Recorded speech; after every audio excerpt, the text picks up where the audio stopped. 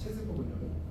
기억나게 이제 체세포 분열까지 했거든요. 오늘 이제 생식세포 분열, 감수 분열을 해야 되고, 그다음에 감수 분열과 연결돼 있는 고난도 문제풀이 영역에 볼 수 있는 이 상대량에 대한 내용을 정리를 해보고 풀어보고. 감수 분열 보기 전에 기본 개념인데 간단하게 좀 정리를 하고 넘어갈게요. 생식 이렇게 돼 있죠, 이제 자손을 만들어가는 과정을 생식이라고 해요. 그 생식에는 크게 무성생식과 여기는 안 보이지만 유성생식, 여기 유성생식이라는 성이 있는 경우와 성이 없는 경우라고 구분하면 되고요. 성이 없는 경우라고 하면 남녀가 수컷, 암컷이 없으니까 그냥 개체가 존재할 뿐이고, 이 개체가 어떻게 하는 건 결국 분열되는 거예요. 무성생식이라고 하고, 그 방법, 모양에 따라서 분열법, 출합법, 포자생식, 영양생식 이렇게 표현을 합니다. 내신에는 이렇게 하나하나에 대한 사실관계를 따질 수 있어요. 그래서 간단하게 소개를 하고 넘어갈게요. 분열법이라고 하는 건 진짜 분열법 밑에 체세포 분열 이렇게 써놨고, 체세포 분열. 그러니까 체세포 분열하고 다른 점이 없어 보여요. 그게 분열법이야. 다른 세포 생물 같은 거, 얘들이 이제 어떻게 하나의 세포인데 뿅 두 개로 나눠지는데 원래 세포가 갖고 있는 유전자 다 갖고 있는 거야. 체세포하고 마찬가지. 그런 분열을 얘기하는 거예요. 두 번째는 출합법이라고 하는 게 있어요. 출합법은 여기서 말하는 아가 뭐냐면 아가 새싹 얘기하는 겁니다. 새싹. 그러니까 어떤 본체가 있어서 새싹이 이렇게 튀어나오잖아요, 그지? 그런 것처럼 어떤 개체가 있다고 하면 튀어나온 게 뿅 떨어져 나와서 하나의 개체가 돼요. 그런 걸 출합법이에요. 대표적으로 효모, 내가 좋아해요. 효모. 내가 왜 효모를 좋아했지? 정답!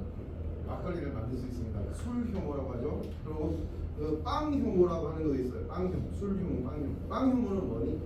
보통 이 식빵 만들 때 쓴다고 생각하면 식빵 잘라보면 그 빈자리 구멍이 좀 뚫려지지. 그게 뭐냐면 효모가 있다가 효모가 그 밀을 먹으면서 흡수하면서 이제 발효를 해서 이산화탄소 기체를 만들거든. 그 발효해서 이산화탄소 기체가 만들어졌던 공간이에요. 그러니까 그 빵 효모가 들어가면 이 빵이 그거 이제 온실에 놔두면 어떻게 부풀어 올라. 뭐 말인지 알겠지? 지금 술 효모도 그빵 효모 같은 거라고 봐도 되는데, 얘는 발효해서 뭐 만드냐? 에탄올, 알코올 만든다. 그런 거고, 얘가 이제 요렇게 하나의 세포입니다. 하나의 세포인데 뚝뚝 튀어나와서 이제 하나의 개체가 된다는 거고. 히드라, 혹시 히드라라고 하면 알고 있니? 게임에 나오는 히드라, 신변 들고 그거 말고 이제 바다 생물입니다. 바다 생물인데 히드라라고 하는 놈이 있는데, 얘도 이제 조그만 어린 싹이 나와서 튀어나와서 이제 개체가. 그래서 얘도 무성생식 한다고 하고, 포자생식이라고 하는 거 좀 알아두세요. 포자가 뭐하고 비슷한 거냐면 씨앗하고 비슷한 거야. 근데 확실히 다른 게 있어. 씨앗이라고 하는 거는 암수가 있어서 얘가 수정이 돼서 만들어진 거야. 했니? 수정이 돼서 만들어진 것으로서 우리가 저번에 배웠던 표현으로 보면 핵상이 2n인 상태야. 엄빠의 유전 정보가 다 있는 거야. 핵상이 2n인 상태야. 씨앗은 오케이? 우리 사과 먹으면 중간에 있는 씨앗 있잖아요. 그런 거는 핵상이 2n인 상태라고 보시면 돼요. 근데 여기서 말하는 포자는 씨앗하고 거의 같은 건데 핵상이 n이야. 한 개체가 그냥 뚝 만들어버리는 씨라고 생각하세요. 오케이? 핵상이 n이 되고, 얘가 이제 그 성장하면 그냥 핵상이 n인 하나의 개체가 돼요. 우리 뭐야? 2n이거든? 핵상이 n인 개체들이 있는데 대표적인 게 고사리입니다. 고사리 나물 먹을 때 그 고사리. 그 핵상이 n인 거야.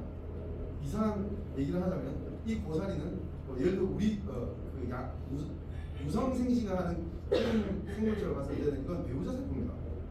정세포랑 난세포가 마찬가지입니다. 그렇죠? 그 다음에 곰팡이하고 버섯에 대해서 좀 알아두세요. 곰팡이가 어떻게 성장하냐면 하나의 세포가 이렇게 길게 있어요. 긴 게 세포 분야는 좀 더 길어지고 해요. 그래서 이제 곰팡이 균사가 만들어진다고 하거든요. 균을 만들어진 시리즈지. 균사가 만들어진다고 하는데, 이 균사를 모아서 꽃다발처럼 만드는 게 버섯입니다. 이 곰팡이의 대표적인 애가 누구냐면요, 무종균입니다. 무종균 곰팡이입니다. 세균 아닙니다. 대장균 같은 세균 아니에요. 무종균을 내가 기술적으로 잘 모아보면 누구한테는 속이 버섯으로 속이고 줄 수 있다. 실제로 유전적으로 거의 유사. 우리가 먹는 버섯, 팽이버섯 이런 거 있잖아, 그지? 거의 유사하다고 생각. 같은 생물권으로 엮여 있다, 묶여 있다 이렇게 알고 있으면 돼요. 됐죠? 얘들 다 포자 생식한다. 핵상이 n이다까지는 알아두세요. 오케이? 그 다음에 영양 생식이라고 하는 거는 우리 학생들은 다 도시에 사니까 잘 모를 건데 나도 도시에 살긴 하는데 이제 그 촌에 이제 여행 가고 하면 항상 이제 밭에 키우는 이런 거 궁금해하고 하거든. 보면 한 4, 5월 달에 보면 고구마 줄기를 이만큼 묶어서 이제 밭 앞에 놔두고 할머니들이 이거는 고구마 줄기 어떻게 하냐면 땅에 이제 옆으로 이렇게 하나씩 심어요. 줄기야, 고구마 줄기야. 고구마 순이라고 얘기하죠. 근데 심는데 그게 고구마가 돼요. 고구마 하나하나 줄기 하나가 고구마 되는 거지. 이런 것들을 뭐라 한다? 영양 생식이라 한다. 이렇게 알아두시면 되겠어요. 오케이? 그리고 무성 생식은 이런 것들이 있다. 그러니까 성이 없이 그냥 하나가 그냥 다른 개체가 돼버리는 거예요. 무성 생식이라 하면 당연히 무성 생식의 특징은 뭐냐면 부모 세대와 자손 세대가 그냥 아예 100% 똑같은 거야. 체세포 분열처럼. 그런 거 무성 생식. 근데 유성 생식은 뭐니? 엄마와 아빠가 따로 있고 엄마 아빠의 정보를 균등하게 하나씩 받아서 한 쌍을 이루게 되는 거죠. 됐나요? 사람 같은 경우가 이제 유성 생식을 한다라고 알고 계시면 되죠. 오케이. 넘어가서 생식세포 분열에 대해서 볼 겁니다. 자료 좀 전달하고 볼게요.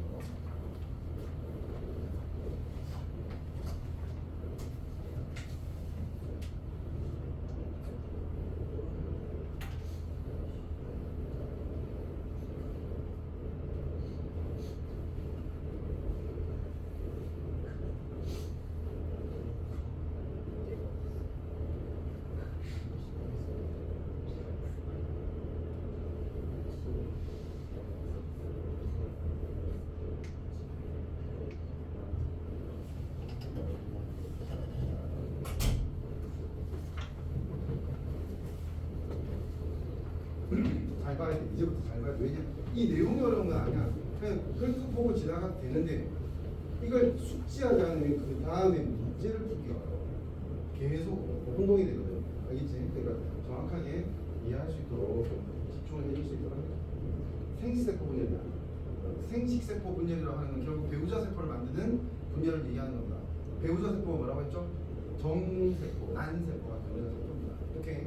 걔들 만드는 분열인데 우리가 알고 있는 특징으로는 우리 일반적인 세포는 핵상이 2N이야. 그러니까 엄마한테서 받은 유전적으로 한 쌍씩으로 구성되는 거지 이제. 근데 배우자 세포는 어떻게 된다? 핵상이 N으로 바뀌는 겁니다. 줄어드는 거예요. 그러니까 염색체가 있는데 상동 염색체가 있는데 한 쌍이 있었어요. 정상 세포에서는. 근데 이 분열하고 나면 뭐지? 둘 중에 적어도 무작위적으로 하나는 없어지는 거야. 각 번호의 염색체에서 둘 중에 하나씩만 존재하는 거야. 오해하지 마세요. 하나씩만 존재한다 해서 아빠한테 받은 것만 존재하거나 엄마한테 받은 것만 존재하는 경우는 없습니다. 뭘 어떻게 생각하면 돼? 엄마한테 받은 것 중에 무작위적으로 각 번호에 대해서 하나씩만 갖고 있으면 뭐 1번부터 엄빠빠 뭐 이런 식으로 갖고 있을 수도 있는 거죠. 뭔 말인지 알겠지? 어떻게 조합될지는 모른다. 이렇게 알아두셔야 돼요. 자, 이게 이제 생식세포 분열이고 이 생식세포의 분열의 첫 번째 특징이 뭐냐면 두 번이 연속적인 분열이 일어난다는 거예요. 한 번 분열하고 끝나는 게 아니고 하나의 세포가 있으면 한 번 분열해서 두 개가 돼요. 그런 다음에 뭐 한 번 각각 한 번씩 더 분열해서 네 개의 세포가 됩니다. 오케이? 그 네 개의 세포가 뭐가 된다고? 정세포나 난세포가 됩니다. 오케이? 이게 이제 생식세포 분열을 한다. 자, 첫 번째 분열 볼게요. 감수 1분열이라고 하고 핵상 변화가 나와 있죠. 이거 알아두세요. 2n에서 n으로 바뀝니다. 1분열에서 아까 말했던 핵상이 정상 엄박과 다 갖고 있는 2n인데 1분열 하면 바로 n이 되는 겁니다. 그럼 2분열 하면 2분의 1이 되나? 아닙니다. n의 상태에서 분열해서 그냥 n이 됩니다. 오케이? 똑같은 분열이라고 생각하면 돼요. 자, 특징, 전체적인 특징을 보면 첫 번째 분열의 가장 중요한 특징은 체세포 분열하고 비교를 해야 돼요. 체세포 분열은 어떻게 되냐면 엄빠한테 받은 상동 염색체가 있지. 이 상동 염색 하나를 보면 이렇게 생겼어. 뭐야? 자매 염색 분체, 두 염색 분체가 동원체에 묶여서 이렇게 있는 거야. 그러면 이 예를 들어 이거 엄마한테 받은 7번이라고 할게. 여기 아빠한테 받은 7번 있지. 그러면 한 번 분열해서 어떻게 된다고? 얘가 하나씩 다 나눠 가진다고. 이 세포에는 양쪽 딸 세포에는 뭐다? 7번의 엄빠 거 정보 다 갖고 있다고. 맞지? 이게 체세포 분열이야. 근데 간수일 분열에서 무슨 일이 벌어지냐면 엄빠의 7번 세포 그 염색체가 있다고 하면 이걸 묶음으로 그냥 가져. 그럼 이쪽은 7번에 대해서 엄마 거밖에 없는 거야. 얘는 아빠 거밖에 없는 거지. 무슨 말인지 알겠지? 묶으면 그냥 한번 가져가. 그래도 되니까 하겠지. 이제. 그랬다가 두 번째 분열에서 하나 이렇게 염색체 있을 거 아니야. 그지? 엄마 7번. 그지? 요게 이렇게 하나씩 염색 분체로 나눠져. 두 세포에는 각 염색 분체가 하나 있습니다. 이 한 번 분열한 한 세포에도 염색체가 있었는데 얘나 쟤나 유전 정보의 양은 똑같습니다. 맞지? 왜? 이렇게 묶여 있는 거는 아예 정보가 똑같다면 복제된 거라면, 그지? 복사된 거기 때문에 유전 정보가 아예 똑같다고 생각하시면 돼요. 그것도 중요한 특징. 두 번째 분열의 특징. 오케이. 자, 첫 번째 분열 과정을 한번 확인해 볼게요. 항상 세포 분열은 전기, 중기, 후기, 말기 이렇게 네 가지 과정으로 나눕니다. 전기의 특징을 내가 설명했을 텐데 체세포 분열에서 뭐라고 했지? 어떤 특징이 있으면 전기라고 한다고 했더라? 보이는 염색체 보이는 전기 이렇게 되는 거야. 마찬가지야. 염색체가 인축되고라고 하는데 우리가 전기를 구별할 수 있는 거는 현명을 보고 있다가 염색체 보이기 시작하면 전기라고 하는 거예요. 전기가 되면 염색체가 보입니다. 핵막과 인이 사라진다. 똑같은 표현입니다. 누구하고 체세포 분열하고 같은 표현이다. 어려운 내용 아니고요. 근데 새로운 게 등장합니다. 그게 뭐냐면 상동 염색체끼리 접합한다고 돼 있어. 붙는다는 뜻이야. 완전히 붙어버려. 그래서 뭘 만든다? 이가 염색체를 형성한다는 표현이 나옵니다. 이가 염색체. 자, 이 가라고 하는 게 뭐냐면 화학에서 나오는 몇 가의 이온 뭐 이런 표현이 나오는데 이게 몇 배의 이런 뜻이야. 그러니까 이가 염색체는 일반적으로 봤을 때의 염색체보다 2배가 돼 있다는 뜻입니다. 무슨 말인지 알겠지? 2배의 염색체. 왜? 엄빠한테 받은 7번 염색체가 있는데 이 두 개가 서로 배임이 또 아닌 서로 이렇게 묶여 있는 거야. 오케이? 여기 현미경을 보니까 두껍잖아. 두 개로 보이죠. 그래서 이가 염색체를 이유가 있겠지. 안 배워. 배우진 않아. 고등학교 교육과정에서 이걸 설명할 필요는 없어요. 근데 유전적 다양성을 만들기 위해서 이렇게 엄마 거하고 아빠 거 같은 분의 같은 조각을 같은 위치 조각을 서로 무작위적으로 교환하려고 이런 행동을 한다라고 알아두시면 돼요. 됐죠? 이가 염색체 중요하다. 그 다음에 이 이가 염색체는 생각해봐. 어쨌든 상동 염색체 쌍이잖아. 그러면 첫 번째 분열에서 어떻게 이렇게 붙어 있다가 어쨌든 하나씩 갖고 간다고 했지. 두 세포가. 그 다음에 또 나눠진다고 했지. 두 세포에. 다 합해 네 개의 세포가 된다고 했잖아. 결국 이 이가 염색체 하나는 몇 개로 나뉘어져? 4개로 나뉘어지지. 그치? 그래서 이 이가 염색체는 4분 염색체라고 얘기도 합니다. 4분. 4개로 나눠진다고 해서 이 표현도 꽤 들어볼 겁니다. 같은 의미라고 보면 돼요. 자, 이가 염색체, 4분 염색체는 체세포 분열에서 쓰는 용어가 아니죠. 그치? 그런 경우가 없다고. 체세포 분열에서는 이런 표현을 쓸 수가 없게 되는 거야. 감수 분열에서만 의미가 있는 표현입니다. 그러니까 됐죠? 자, 이런 일이 벌어지고 이가 염색체 감수 분열에서는 보인다고. 그렇고 방추사가 형성되어 동원체 분들 이것도 전기부터 이렇게 방추사가 동원체 붙어서 준비를 합니다. 서로 나눠 가져가기 준비를 하고 있다. 그렇게 알아두시면 돼요. 오케이? 그다음 중기는 세포 중심에 이렇게 쭉 뭐가 이가 염색체가 나야 된다는 거지. 체세포 분열에서 어떻게 상동 염색체가 있으면 얘가 이렇게 나열되는 게 아니고 이렇게 나열돼요. 왜 하나씩 갖고 와야 돼요. 근데 이때는 이가에서 붙어서 이렇게 나열돼서 그냥 묶음을 갖고 가는 차이가 좀 있습니다. 이렇게. 이런 상태에 중앙에 계열된 중기라고 하고요. 이제 끌려가기 시작하면 후기, 그 다음에 끌려가서 다시 이 염색체가 염색사로 풀어지면서 핵막이 만들어지기 시작하면 말기. 체세포 분열이랑 비슷하지? 차이가 있는 지점이 있고요. 거의 대부분 전체적인 어떤 세포 분열의 플랜은 실제로 우리 유전 정보의 세포 분열을 하는 어떤 메커니즘은 딱 하나만 갖고 있어요. 이 정보를 하나를 갖고 있는데 어떤 상황에서는 체세포 분열을 활용을 하고요. 어떤 상황에서는 감수 분열을 적용을 합니다. 그러니까 전체적인 어떤 과정은 똑같다고 봅니다. 근데 차이점만 딱 몇몇 개 있다고 생각하면 됐나요? 자, 이렇게 됩니다. 그래서 말기에 방조사 사라지고 핵막도 나타나고 염색사로 풀리고 염색체에서 염색사로 풀린다는 말 무슨 말인지 이해되지? 되지? 그지? 풀리고 그런 과정을 거칩니다. 웃긴 게 그렇게 핵막 만들어지고 풀리고 하지. 그와 동시에 다시 핵막이 없어지고 염색체가 다시 만들어져. 이 일을 왜 하는지 모르겠어. 무슨 말인지 알겠니? 이렇게 다시 핵막 만들고 염색사로 풀렸다가 바로 시간 지연 없이 다시 핵막 없어지면서 염색체가 만들어지면서 두 번째 분열하는 거예요. 아까 내가 뭐라고 했냐면 분열의 메커니즘을 하나만 갖고 있는 게 경제적이거든요. 생명체. 그러니까 두 번 연속 분열에도 하나의 규칙을 적용하고 그게 완료되면 다시 그 똑같은 규칙을 다음번에 적용을 하는 거야. 그게 경제적인 거야. 따로 세 개의 분열의 규칙을 갖고 세 개의 분열의 유전 정보를 갖고 세 개의 분열의 단백질을 따로 만들 필요가 없네요. 무슨 말인지 알겠지? 일종의 소카야. 소카 뭔지 알아? 공유차야. 공유차. 차를 따로 갖고 있지 않고 한 대는 그 필요할 때마다 나눠 타는 거지. 뭔 말인지 알겠지? 그래서 첫 번째 분열하고는 절대 그럴 필요 없을 것 같은데 염색체 그대로 그냥 두 번째 나누면 될 것 같은데 그 귀찮은 행동하고 1분이 끝났습니다. 그때 어떻게 된다? 아까 말했잖아. 빠 붙어 있다가 하나씩 갖고 가니까 이쪽에는 엄이 없고 이쪽 빠가 없잖아, 그지? 한쪽만 있잖아. 그래서 일상이 뭐라고? n이 아니고 n이 된 거야. 한 번 분열하고 n이 됐다.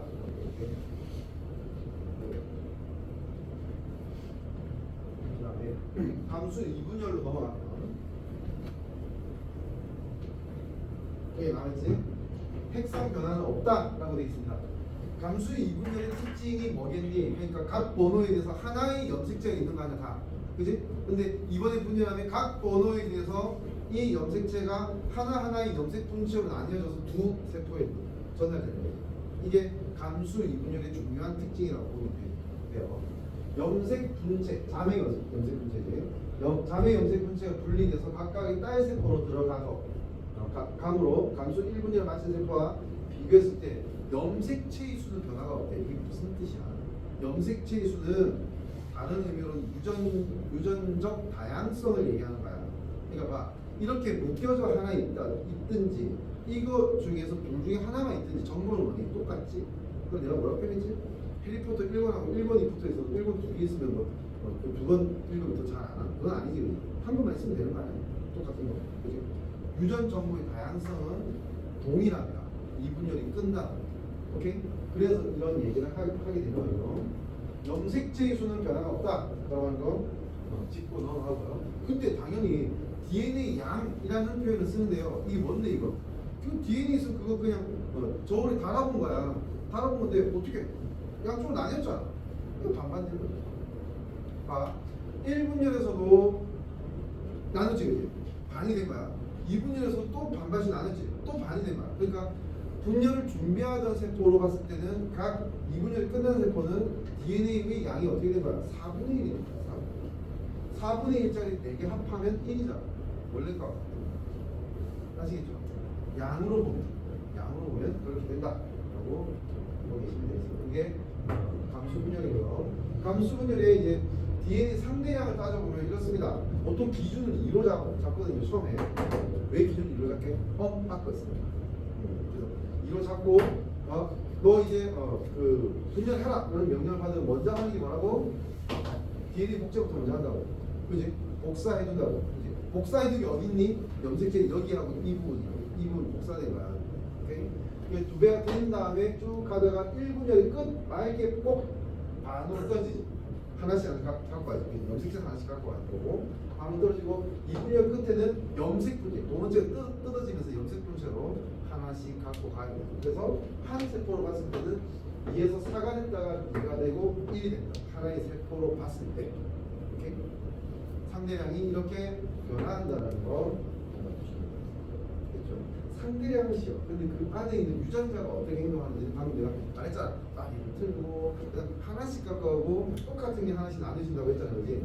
거기에 따라서 이제 추적해서 판단을 해야 돼. 오케이? 유전자 각각의 유전자에 대해서는 추적해서 판단을 해야 된다. 이거 알아두시면 돼요. 자, 그래서 바로 보면 되는데 요거도 이제 교육과정 외의 기본 개념이기 때문에 짧게 한번 설명을 해보겠습니다. 이해를 좀 해야 돼요. 볼게요. 유전적 다양성을 만드는 방법에 대해 일단은 이 얘기를 할게요. 예를 들어서 내가 장염이 걸렸어.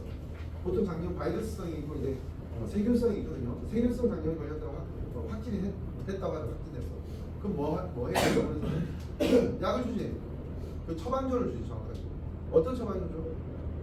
세균을 죽이는 약을 처방해 주는 거야. 세균을 죽이는 약이 뭐지? 자, 항생제 들어봤을 거야. 바이러스를 죽이는 약은 뭐지? 항바이러스야. 무종균 같은 균을 죽이는 약을 뭐라고 하냐면 진균제라고 합니다.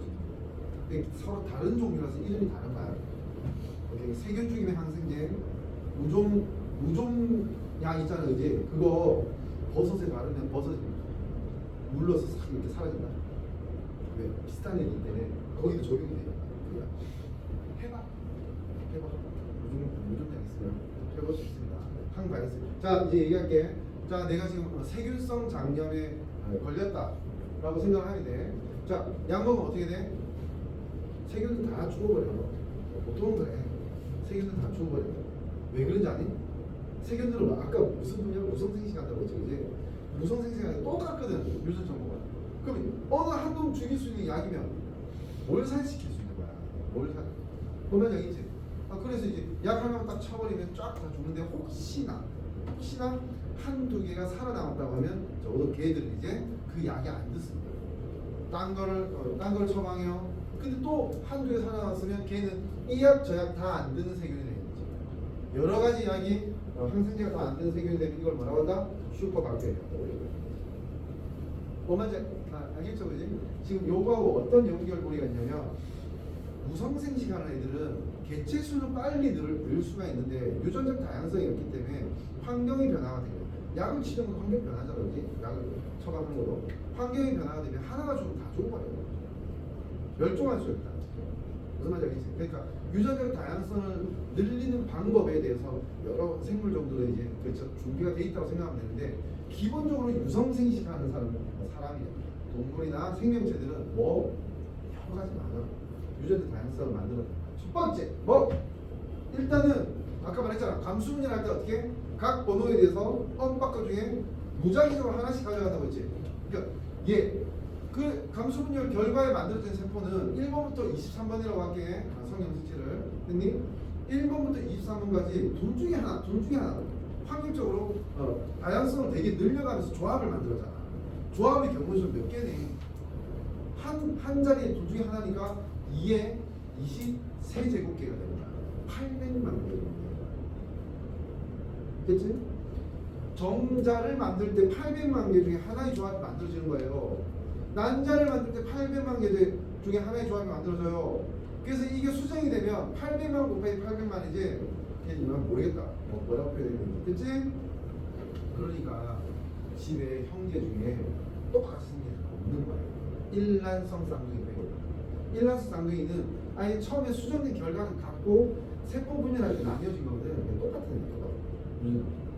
근데 일란성 쌍둥이도 마찬가지. 그 다음에 그냥 형제 자매들 절대 부모가 같다고 해서 절대 같은 모양 같은 특징을 갖고 있는 사람이 나올 수가 없다. 다양성이 생긴다. 이렇게 생각하시면 돼요. 그 얘기 하는 거고요. 그 다음 무작위 수정은 정세포가 많고 난세포가 많은데 어떻게 수정돼서 만들어질지 모르잖아, 그지? 그거 얘기하는 거. 세 번째 돌연변이. 돌연변이 잘 안 일어나는데 돌연변이 일어나는 것도 당연히 뭔가 특징이 달라지는 거니까 유전적 특징이 달라지는 거니까 다양성을 증가시키는 방법 중에 하나죠. 그지? 네 번째 교차라는 현상이 있습니다. 요게 교육과정에 빠져 있는데 설명할게 짧게. 아까 이가 염색체라는 거 얘기했지. 엄빠의 염색체가 이렇게 서로 다리를 틀고 있다고 했지. 그지? 그래서 이렇게 딱 붙어 있는 이유가 뭐냐면 같은 위치의 조각을 이렇게 서로 나누어 가지려고 하는 거야. 그런 어떤 확률적인 기회가 생길 수 있거든. 됐니? 근데 지금 보면 어떻게 되냐면 이거 이게 엄빠의 염색체라고 하면 어떤 특정 부분에 있는 조각을 이렇게 서로 나눠 가지고 있는 겁니다. 이게 교차야. 언제 일어나겠니? 감수 제1분열의 전기에서 중기 사이에 일어나는 거야. 이가 염색체의 모양이 있을 때 일어나는 거야. 알겠지? 엄밀하게 따지면 이런 교차가 일어난다고 하면 사실 내가 아까 말했던 엄마 거 아빠 거 하나 이렇게 얘기하는 것도 말이 안 되는 거야. 교차가 일어났으면 엄마 아빠 섞였지. 여기도 섞여 있잖아. 무슨 말인지 알겠지? 그만큼 유전자 다양성을 늘릴 수 있습니다. 교차가 일어나는 위치는 정해져 있지 않아. 그러니까 어디에서 일어날지는 모르기 때문에 이 다양성은 무한대로 아시겠죠? 이 네 가지 이유로 유전자 다양성이 매우 증가한다 정도 내용은 기억하고 있도록 합니다.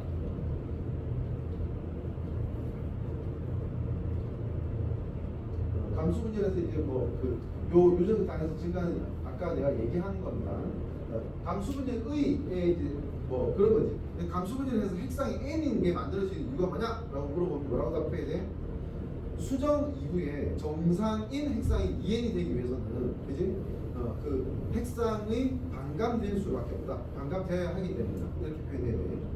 아니 뭐 예를 들어서 내가 2n이고 배우자가 2n인데 합쳐서 4n이 만들어졌다고 하자. 괴물이지. 안 그래요? 그 다음에 8이 만들어질까요? 안 되지. 오케이? 그러니까 핵상을 반감시켜야지만 계속 핵상이 유지됩니다. 대를 거쳐서 세대를 거쳐서 핵상이 유지돼서 이제 2n이 유지된다라고 알아두시면 될 것 같습니다. 자, 됐고요. 자수 유전자 다양성 증가는 방금 내가 좀 설명을 한 내용입니다. 환경의 변화에 듣고 있지? 피곤한 재미없나? 환경의 변화에 전체가 다 죽으면 안 되잖아. 멸종되면 안 되지. 그러니까 다 자기 특징이 다양해. 예를 들어서 나는 겨울이 좋고 여름이 싫거든. 여름이 힘들어. 근데 어떤 사람은 여름이 좋고 겨울이 힘든 사람도 있거든. 그치? 예를 들어서 빙하기가 왔다고 치자. 빙하기에 대한 오해가 상당히 심하시더라. 빙하기는 1년 평균 기온이 15도 미만이면 빙하기입니다. 다 얼어붙은 겨울방학이라고 생각하지만 됐나요? 그런 건데 어쨌든 전 평균적으로 꽤 많이 추워졌다. 한 10도 내려갔다. 이렇게 생각하면 돼. 됐지? 빙하기가 오면 못 살아남는 사람은 모르겠는데 사람도 있을 수 있어. 맞잖아. 너무 춥고 너무 더우면 오늘 몇 명 죽었다 이렇게 얘기하잖아. 그렇지? 동물들은 훨씬 더 많이 죽어. 그렇지? 의식주 해결이 안 되니까 사실 많이 죽겠지. 그렇게 된다. 오케이? 그러니까 근데 그래도 그 강하게 버틸 수 있는 애들 살아남아서 이제 종족을 유지할 거야. 종족을 유지할 거야. 그것 때문에 다양성, 생물의 다양성. 적어도 제왕이의 생명을 유지하기 위해서 있는 건 아니야. 내 생명을 유지하기 위해서 있는 건 아니야. 그러니까 우리는 당연히 나를 기준으로 세상을 바라보잖아. 그지? 근데 과학적으로 뭔가를 설명하려고 하니까 설명하는 어떤 방법이 도구가 뭐가 될 수밖에 없었냐면 개체가 아니고 유전자가 될 수밖에 없어요. 유전자가 살아남는 방법으로 유전자가 더 퍼질 수 있는 방법으로 설명하면 이게 다 논리적으로 설명이 가능해요. 근데 내 생명의 소중에서 내 개체가 살아남는 방법으로 설명을 하려고 하니까 자연현상을 설명하려고 하니까 모순이 너무 많이 나와요. 그때부터 잡혀갔죠. 그래서 그렇게는 설명 안 합니다. 진짜. 리처드 도킨스라는 학자가 있어요. 영국 옥스퍼드 생물학 교수였는데 진화학을 한 사람인데 한 사람이 이기적 유전자라는 책을 썼어요. 되게 유명한 책입니다. 거기에 구독거리는 학생들이 한 두세 명 있는데요. 아마도 그걸 읽고 이해한 학생은 아니라고 저는 믿어지지 않습니다. 내가 대학교 4학년 때 깨달았어. 한 세 번째인가 읽기를 시도했는데 나한테 누구한테 강요 받지도 않았고 그냥 읽다가 재미없어 무슨 말이냐? 너 나보고 재미없는 너 나보고 하는데 대학교 4학년 때 이거 읽는데 머리 딱 맞았지. 뭘 만들냐면 지금 내가 과학을 하는데 지금 내가 설명하고 분석해야 될 대상에 대한 기준이 내가 잘못 잡혀 있었다는 걸 그때 알았던 거지.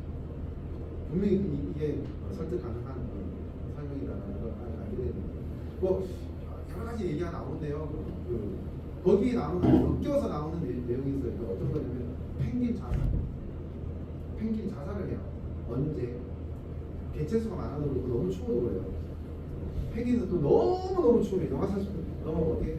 자기들끼리 서로 이렇게 돌아가면서 안에 들어갔다 밖에 나갔다 안에 들어갔다 밖에 나갔다 해요. 같이 살라고. 근데 펭귄 자살이 뭐냐면 높은 이제 빙벽 위에서 쫄로 줄 서서 한 마리씩 떨어져서 죽는 거야. 왜 자살해? 내가 중요한데 할 수 있겠어? 못하지. 근데 이게 분명히 생명체고 개체인데도 얘가 자살해서 얻는 이득이 없으면 절대 그런 행동 안 하고 나는 지금 당장 화장실 가는 그 이유가 있을 거야. 맞지? 자살하는 이유가 있다고. 오케이? 뭐냐면 다 같이 살아남으면 예를 들어서 너무 춥거나 먹이가 없거나 하면 같이 다 죽을 수 있잖아.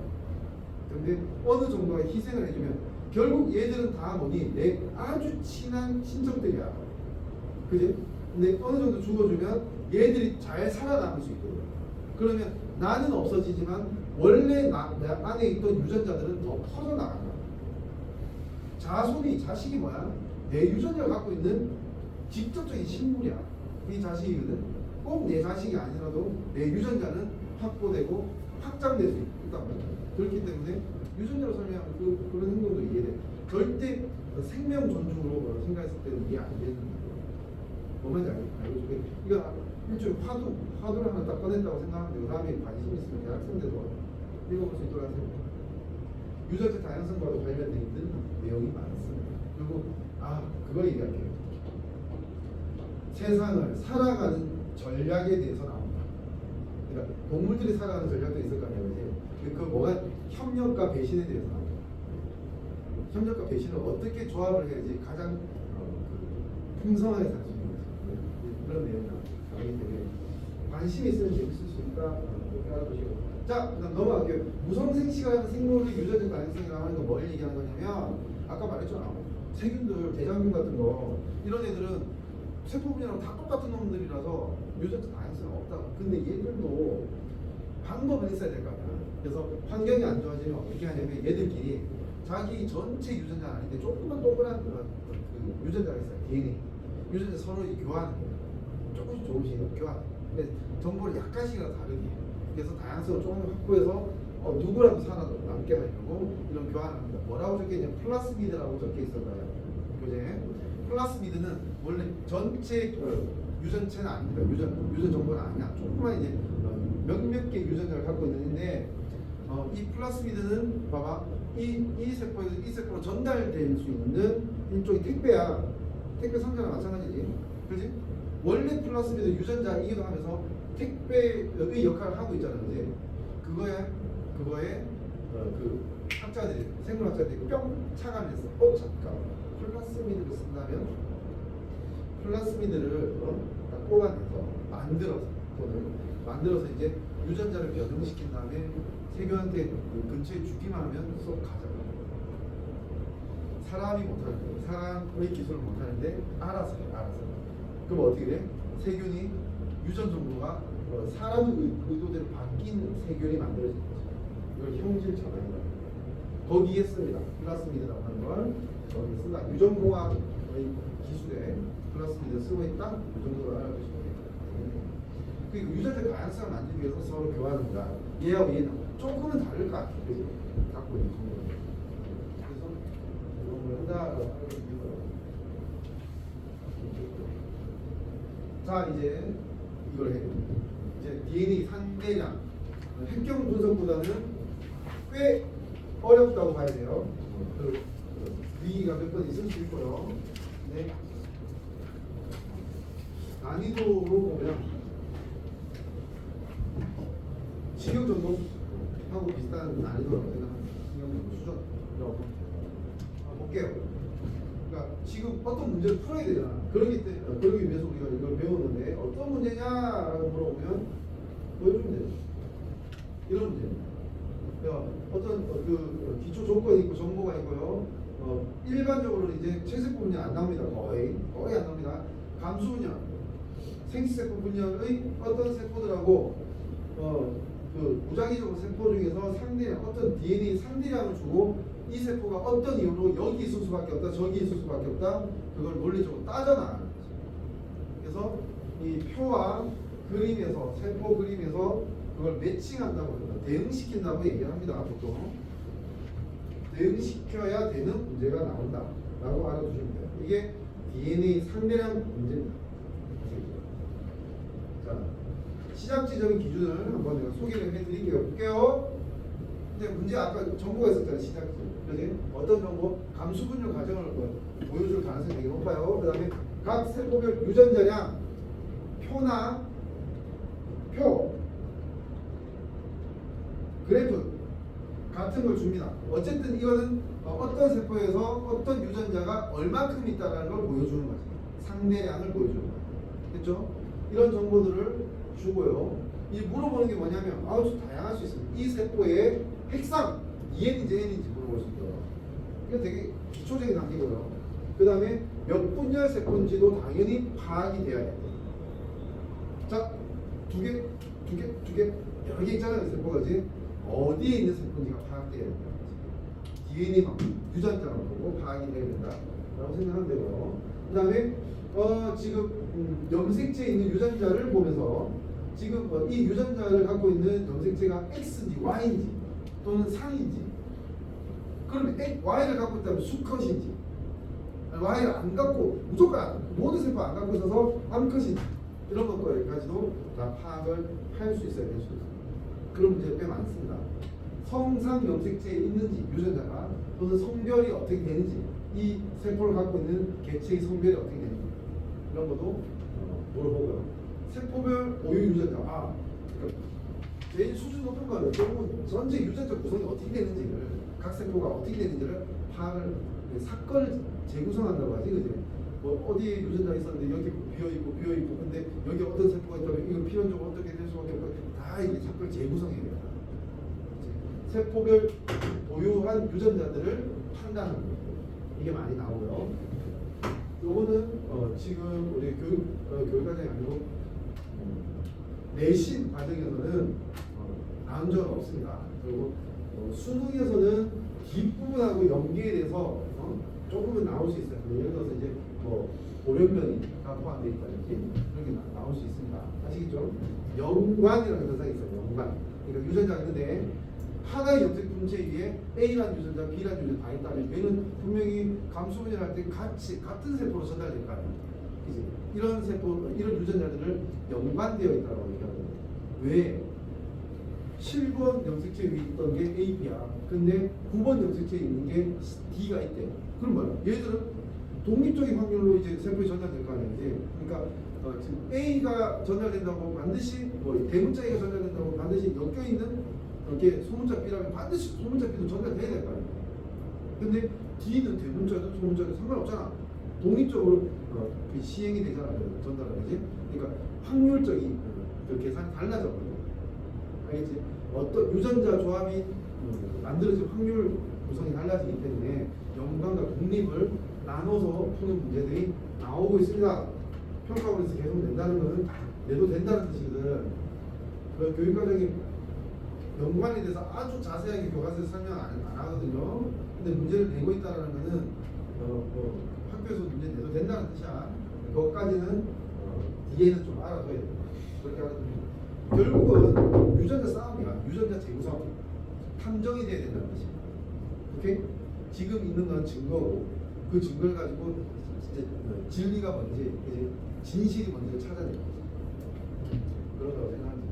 자, 기본적 접근이라고 해서 감수분열 상태에서 어떤 공통된 특징, 기준 특징을 좀 알아두고 넘어갈게요. 이게 뭐냐 하면 핵상. 잘 봐야 됩니다. 이제 잘 봐야 돼. 여기서부터 이제 문이 풀리면 다음 안 돼요. 이렇게 보통 그림이 나와. 봐봐. 얘가 첫 번째 분열하는 거 아니야? 근데 얘는 뭔데?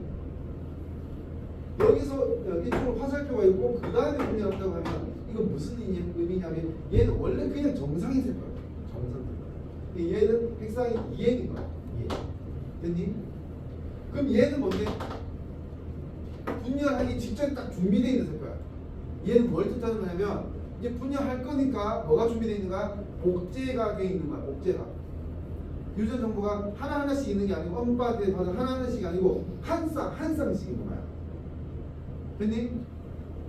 정확하게 받아들여야 돼. 알겠지? 복제가 됐으니까 얘하고 얘는 유전 정보로서는 똑같아. 근데 똑같은 책을 한 번씩 다 더 갖고 있는 거지. 복제가 돼 있으니까. 그지? 그래서 나는 이걸 어떻게 표현하냐면 2n 제곱이라고 표현합니다. 같은 걸 두 개씩 갖고 있다고. 됐죠? 이 세포는 항상 같은 걸 두 개씩 갖고 있는 걸로 문제를 만들어냅니다. 그럼 이제 나눠줘. 첫 번째 분열하면 어떻게 된다고? 엄빠고 그게 묶어서 하나씩 갖고 간다고. 그래서 이쪽은 빠가 없고 이쪽은 마가 없다고. 그지? 각 번호에 대해서 한쪽씩만 있잖아. 그지? 근데 그 한쪽이 어떻게 돼 있어? 이렇게 돼 있지. 염색체 모양이지. 그러면 한쪽만 있긴 한데 정보가 두 배가 돼 있긴 하잖아. 그지? 그래서 이걸 내가 어떻게 표현하냐면 나눠지는데 각각이 n 제곱이다 라고 얘기합니다. 그 의미를 정확하게 이해하셔야 된다. 2n 제곱에서 엄박거 하나씩 전체 묶음을 갖고 와서 n 제곱. 그러면 두 번째 분열을 하면 어떻게 되겠니? 이제 요거 떨어지잖아. 염색체에서 두 번째 끊기면서 떨어지잖아. 정보는 똑같아. 그지? 근데 이제 하나씩 나눠지지. 그러니까 이제 정상인 n이 됩니다. 핵상. 이렇게 표현하는 것은 그냥 나만의 약속입니다. 됐죠? 근데 구분해야 된다고 반드시. 자, 여기서 우리가 알 수 있는 게 있죠. 요게 이해되는 지금 내가 말하는 게 다 받아들여지는 거야. 여기서 알 수 있는 거. 봐봐. 이 세포들은 어떤 유전자를 홀수개로 한 개로 갖고 있을 수가 없습니다. 왜? 이때도 갖고 있는 모든 모든 유전 정보는 염색체 모양을 갖고 있잖아. 염색체 모양을 갖고 있다. 이게 무슨 뜻이야? 여기에 어떤 유전자가 있으면 반드시 똑같은 유전자 맞은편에 있다는 뜻이야. 복제돼 있으니까. 그러니까 1이라는 개수는 존재하지 않는다는 거야. 다시 말해서 모든 유전자가 짝수로 존재한다는 거야. 짝수로. 봐봐. 여기 볼 수 있지? 표에. 그럼 절대 이거는 복제되어 있는 여기 세포는 절대 이런 값을 갖고 있을 수가 없다고. 그러니까 구분이 된다고. 뭐 하자 이제 첫 번째 기준입니다. 세포들을 구분하는 기준으로서 이 중간에 있는 얘들 복제된 세포라고 합니다. 복제 정보가 있는 세포. 됐지? 이 복제 정보가 있는 세포들은 절대 홀수 값을 갖고 있을 수 없습니다. 됐나요? 첫 번째. 두 번째 얘기를 할게. 봐봐. 요거도 알아두셔야 됩니다. 여기 세포별 유전자 구성이라고 T라고 되어 있는 게 이거 얘기하는 거예요. 무슨 뜻이냐? 봐봐. 여기 어떤 유전자 있었다고 하죠. 그럼 얘는 뭔데? 똑같은 유전자 있고요. 그냥 두 배 된 거 아니야? 그렇지? 예를 들어서 얘가 유전자가 대소가 A, B, B가 2, 0, 1, 1 있었으면 얘는 어떻게 있는 거야? 4, 0, 2, 2 있는 거지. 복제됐으니까. 두 배 돼야지. 0인 건 0이야 그냥. 맞지? 맞지? 그게 딱 두 배 되는 거야. 복제만 되는 거야 단순히. 근데 비율은 어때? 상대량 비율이 2대 0 대 1대 1, 2대 0 대 1대 1 어때? 같지? 비율은 같은 거야. 그치? 그러니까 얘들끼리 비율이 같아. 좀 느낌이 오니? 얘들끼리 비율을 갖고요. 얘들끼리 비율을 갖고요. 이렇게는 비율 같을 필요가 없어요. 무슨 말인지 알겠니? 그래서 이쪽 저쪽 요쪽으로 상대량 비가 같다라는 것도 알아두면 문제에서 이제 그 표에 있는 세포가 그림에서 어떻게 매칭이 될지를 대응할지를 판단할 수 있는 강력한 도구가 될 수 있어요. 하나만 더 하고 잠깐 쉬는 시간 갖겠습니다. 잘 봐. 예를 들어서 이렇게 유전자를 갖고 있었다 치자. 그럼 이 세포들은 유전자를 어떻게 가져야 될지를 생각할 수 있는 힘이 있어야 돼. 어떻게 갖고 있을 수 있는지를 생각해 볼게요. A 쪽은 4, 0이었어. 이 말이 뭐지? 4는 4개가 있다는 거 유전자. 어떻게 있는 거야 이거? 엄바 염색체에 그 유전자 A가 있어야 되는 유전자 자리에 대문자 A, 대문자 A, 대문자 A, 대문자 A 이렇게 4개 있다는 뜻이야. 됐니? 그러면 이 상태의 그 상동 염색체, 이가 염색체 있는데 1분열 끝나면 어떻게 돼? 하나씩 나눠가지지. 그럼 당연히 이쪽에도 대문자 A가 2개고 이쪽에도 대문자 A 2개지. 그지? 그러니까 A 쪽을 봤을 때는 A 쪽 봤을 때는 이 세포나 이 세포나 2, 0, 2, 0이 돼야 되는 거야. 이게 이해돼요. 그런데 말입니다, 여러분. B는 어때? B는 상동 염색체의 어느 한쪽은 대문자 B, 소문자 B. 표정이 되게 이상해졌어야 되는데. 상동 염색체가 하나의 염색체 대문자 B면 여기도 무조건 대문자 B입니다. 소문자 B가 아니고 복제인데 복사를 했는데 내가 묻은 얼굴로 이렇게 복사하게 얼굴 복사했는데 웃고 있으면 무서운 거지. 안 되지. 똑같은 게 나와야지. 오케이? 대문자 B, 대문자 B하고 상동 염색체에 소문자 B, 소문자 B가 있으니까 2였거든. 그지? 근데 이거를 이렇게 그냥 한 묶음씩 가져간다면, 그지? 그러면 이렇게 세포에서 이제 나눠졌을 때 양쪽으로 1분열에서 양쪽으로 나눠졌을 때 B는 어떻게 나눠져야 되니? B는 예를 들어 이쪽에 대문자 B를 가져간다고 하면 이게 하나의 염색체야. 이쪽은 반드시 소문자 B를 가져가야 되지. 맞니? 맞니? 잘 생각해봐. 상동 염색체의 대대 이거 엄마 거야. 아빠 거에 소소 이렇게 썼다 치자. 그럼 1분열 어떻게? 이 묶음을 하나씩 가져가는 거야. 대소 갖고 가는 게 아니라고. 하나씩 갖고 가니까 연 대만 둘, 소만 둘 이렇게 될 거 아니야. 각 세포에. 그지? 그러니까 이쪽이 예를 들어서 2형 대를 가져간다고 하면 여기에서 이걸 가져갔다고 하면 이쪽은 어떻게 돼? 반드시 0, 2가 돼야 된다. 0. 소를 가지고. 근데 이거 합하면 요가 같아. 여기서 나눠졌으니까 4형 2, 2형 2형 2형 0 합하면 4형 2지. 자, 요걸만 이해하면 훨씬 더 편해집니다. 왜? 그 다음 분야는 뭐라고? 그냥 갖고 있던 거 반씩 나누는 거라고. 그러니까 아무 생각 없이 1010 내 생일이야. 200 아니 2랑 크면 1001 이렇게 되는 거죠. 됐나요? 오케이? 이런 식으로 유전자는 나눠질 거예요. 이렇게 이걸 추적하는 거. 이건 그냥 하나의 예시지. 근데 상황에 따라서 우리가 계속 머릿속으로 그 연상하면서 판단을 해야 되는 거죠. 하나의 예시는 이렇게 된다라는 거 알아두고 이제 본격적으로 이제 머리 쓰는 거 이제 제가 쉬는 시간 이후에 넘어가서 해보겠습니다.